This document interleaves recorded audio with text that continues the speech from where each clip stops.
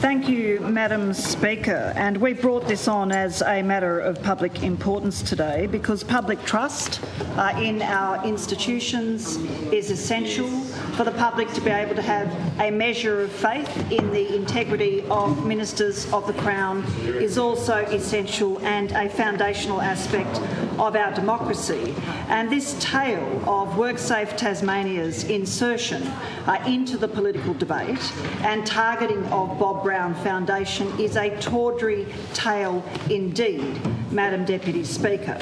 It's very clear to me, Madam Deputy Speaker, that the person who is behind the original referral is the candidate for Windermere, Kelly Wilton. She was seen at the Magistrates Court last week, that is the week of the 26th of February, in close conversation with the regulator, Mr Cocker. Not a casual conversation is the report we got from the court, but an intense conversation.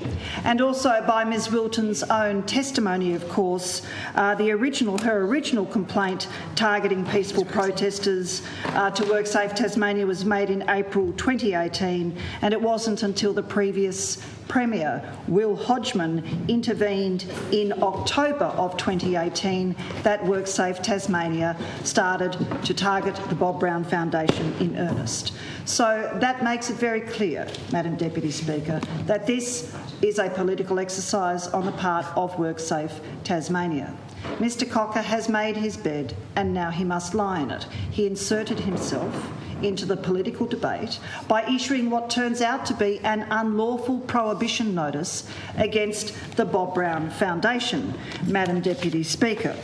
And that prohibition notice, a massive overreach of the power of WorkSafe Tasmania, directed the Bob Brown Foundation to, this is Mr Mark Cocker, Chief Executive, I hereby direct the Foundation to cease the carrying out of forest protest activity throughout the state of Tasmania until such time as the Foundation has satisfied the Work Health and Safety Regulator that it is managing health and safety duties and risks to workers and others consequential to their frontline forest protest activities in accordance with regulations XYZ LMNOP of the Workplace Health and Safety Regulations. And I'll just note in passing, Madam Deputy Speaker, there didn't seem to be any concern on the part of the regulator or indeed the Premier or the Attorney-General or the Minister for Resources when peaceful protesters in a vehicle in the Tarkine had their car rammed repeatedly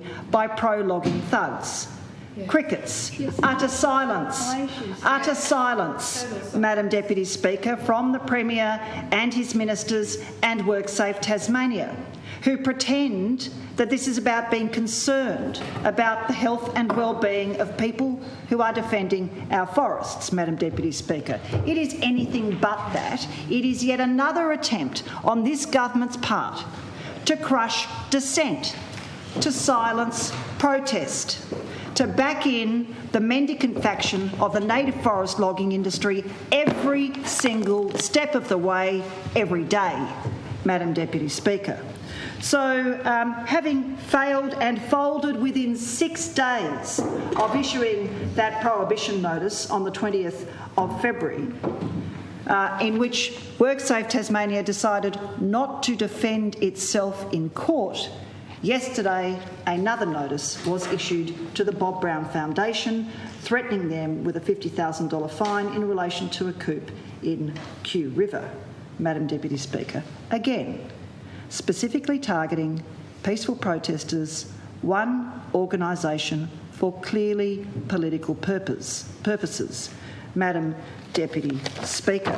And the question remains, did WorkSafe Tasmania seek advice from Crown Law before it issued the original prohibition notice?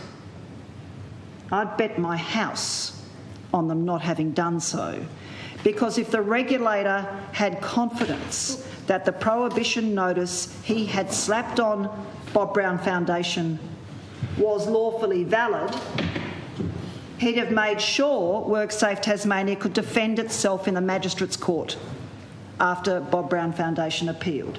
But no, folded and tried again yesterday. And this is a continuation, Madam Deputy Speaker, of this government's ongoing early onset fascism. We have had one anti-protest act struck down by the High Court for being unconstitutional.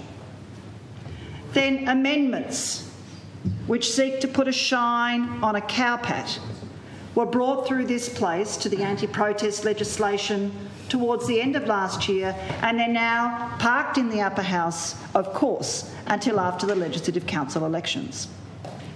So this is the third attempt by the Liberals in government to crush peaceful protest. And this isn't just a matter of concern to people who are defending our forests. It is obviously a concern to the unions and to union members. Because if a government agency can be so politicised that it targets those organisations and individuals who are making life a bit difficult for government, where will it stop, Madam Deputy Speaker? And that is why we referred this matter to the Integrity Commission, because there are so many questions. There is such a stink around this issue.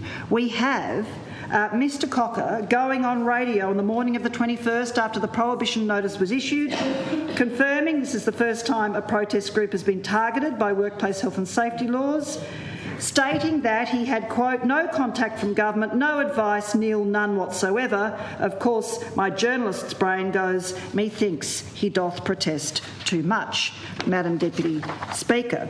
And then, of course, after the regulator said, no, nothing from government, we have from Minister Barnett and the Attorney-General a media release on that morning confirming they had referred the matter to WorkSafe Tasmania. This is a scandal. Yep.